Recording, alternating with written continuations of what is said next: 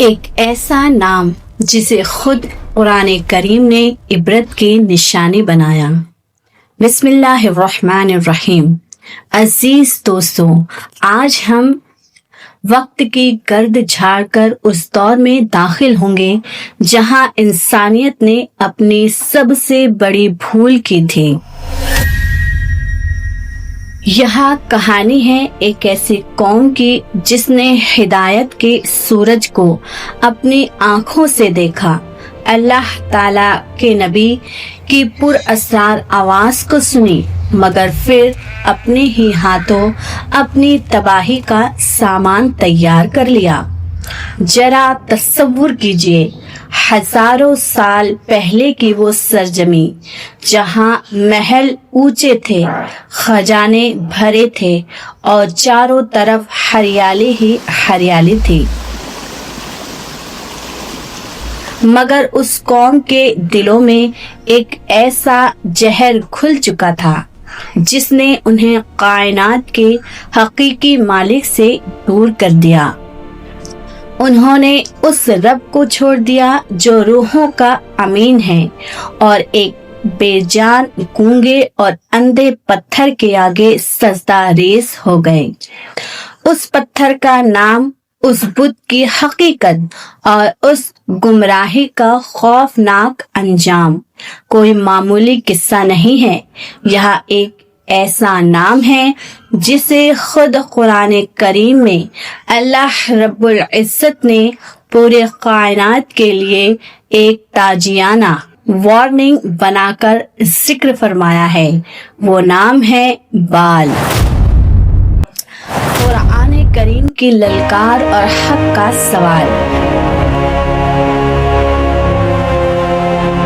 جب بنی اسرائیل کی ایک شاخ شرک کی دلدل میں اس قدر گھس گئی کہ انہیں اپنے پیدا کرنے والے اور پتھر کے بت میں فرق نظر آنا بند ہو گیا، تب پروردگار نے اپنی رحمت سے حضرت الیاس علیہ السلام کو مبعوث فرمایا۔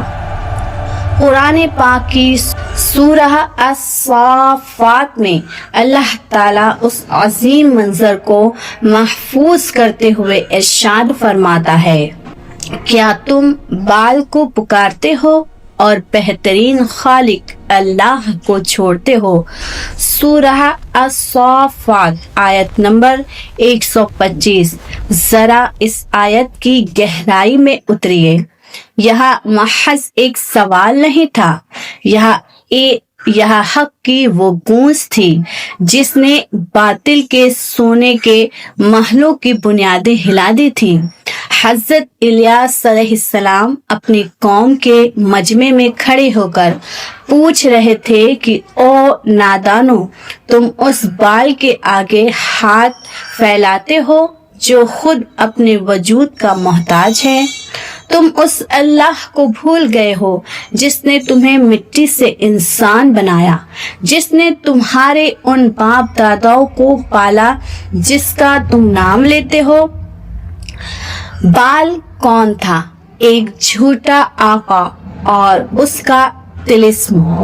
بال محض مٹی کا پتھر کا ایک ڈھانچہ نہیں تھا، بلکہ وہاں اس دور کی سب سے بڑی دماغی غلامی کا نام تھا۔ سامع زبانوں میں بال کا مطلب ہوتا ہے آقا، مالک یا سردار۔ قدیم کنعان اور فینیشیا کے ان علاقوں میں رہنے والی یہ قوم اپنی جہالت میں یہ سمجھ بیٹھی تھی کہ پورے کائنات کا نظام اس پتھر کے ہاتھ میں ہے۔ تاریخ بتاتی ہے کہ اس دور کے بال کے مندر سونے اور چاندی سے مڑے ہوتے تھے۔ لوگ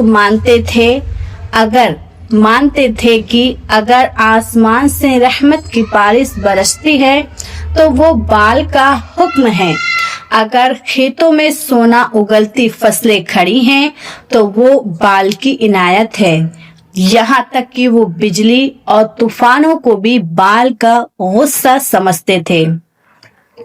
انسان جب اپنے نفس کا غلام ہوتا ہے تو وہ بے جان چیزوں میں خدا تلاش کرتا ہے، اس قوم نے بال کے نام پر نہ جانے کتنی معصوم جانیں قربان کی، نہ جانے کتنے سجدے اس پتھر کو دیے جو صرف اللہ کا حق تھا۔ نبی کی تنہائی اور قوم کا غرور۔ حضرت الیاس علیہ السلام کا ذکر قرآن عظیم میں نہایتی شان کے ساتھ آیا ہے۔ اللہ تعالیٰ ارشاد فرماتا ہے، اور بے شک الیاس رسولوں میں سے تھے۔ سورہ الصافات 123۔ انہوں نے سالوں سال اپنی قوم کے ہر دروازے پر دستک دی، وہ بھری محفلوں میں پکارتے رہے کہ لوٹ آؤ اپنے حقیقی رب کی طرف، مگر قوم کا جواب کیا تھا؟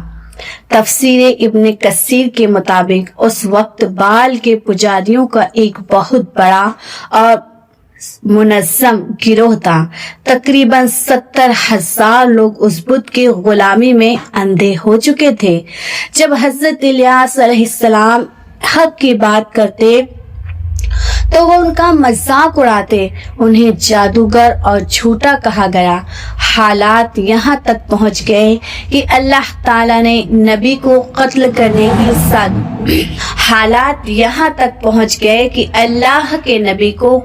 کرنے کی سازشیں رچی گئی اور آپ کو اپنا گھر بار چھوڑ کر پہاڑوں کے ویران کندراؤں اور اندھیرے گاروں میں پناہ لینی پڑی۔ کئی سال آپ نے ان ویرانوں میں گزارے مگر حق کا دامن نہیں چھوڑا۔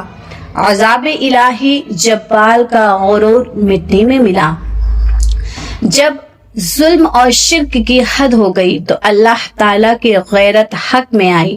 حضرت الیاس علیہ السلام نے اللہ سے دعا کی کہ اے رب العالمین، انہیں وہ حقیقت دکھا دے جو یہ دیکھ نہیں پا رہے۔ اچانک آسمان نے اپنا سینہ بند کر لیا۔ 3 لمبے سال بیت گئے، نہ آسمان سے پانی کی ایک بوند گری، نہ زمین سے گھاس کا ایک تنکا ہوگا۔ وہ قوم جو بال کو بارش کا دیوتا مانتی تھی پیاس سے تڑپنے لگی، ان کے جانور مرنے لگے، ان کے لہلہاتے باغ ریگستان بن گئے۔ اب وہ قوم کھینچتی ہوئی اپنے سنہرے بت بال کے پاس پہنچی۔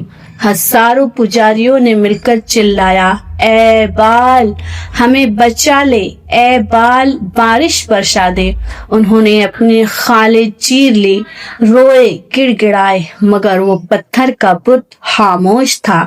وہ اپنے ہی محفل میں ایک بے جان لاش کی طرح کھڑا تھا۔ یہیں پر خدا نے ثابت کیا کہ لا الہ الا اللہ، اختیار صرف ایک کے پاس ہے اور وہ اللہ ہے۔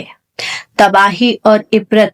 قرآنی فیصلہ۔ اللہ تعالیٰ نے قرآن پاک میں صاف طور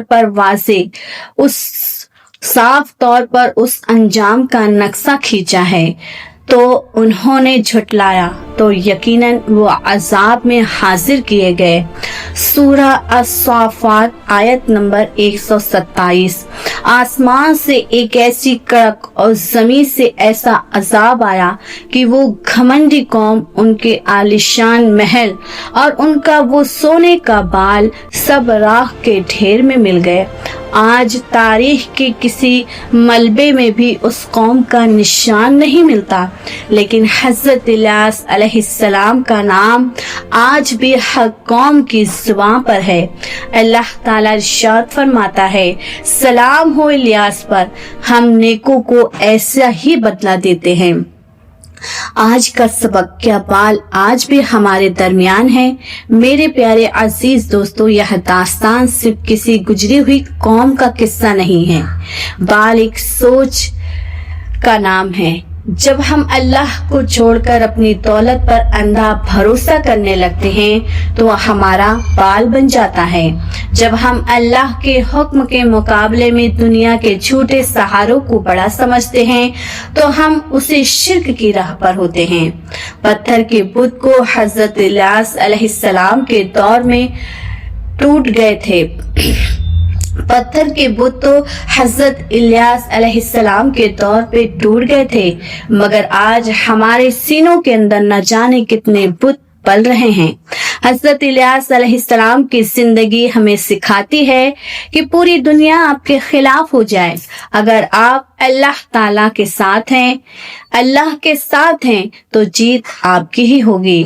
تاریخ گواہ ہے، باطل مٹنے کے لیے ہی آتا ہے اور حق ہمیشہ باقی رہتا ہے۔ اگر آپ کو اسلامی تاریخ کے یہ روحانی اور عبرتناک واقعات پسند آ رہے ہیں تو ہمارے چینل کو ضرور سبسکرائب کریں۔ اللہ تعالی ہمیں توفیق دے، اللہ تبارک و تعالی ہمیں توحید پہ جینے اور اس پر مرنے کی توفیق عطا فرمائے۔ آمین بجاہ النبی الامین صلی اللہ تعالی علیہ وسلم۔